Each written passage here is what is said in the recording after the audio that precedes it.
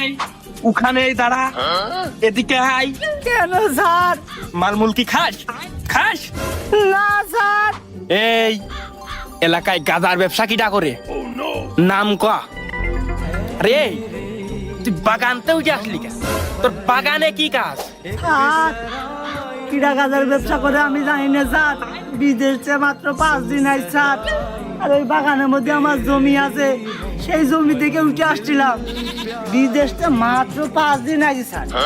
যা গাজার ব্যবসা করে সে খোঁজ খবর তো আমি এখনো জানি না স্যার। এই তুই কোন দেশের তে আইছিস? আর এই সুরাই মাল কয় বোতল নিয়ে আইছিস?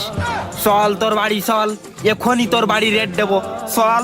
স্যার সম্মান দিয়ে কথা কন, আমি একজন প্রবাসী রেমিটেন্স যোদ্ধা।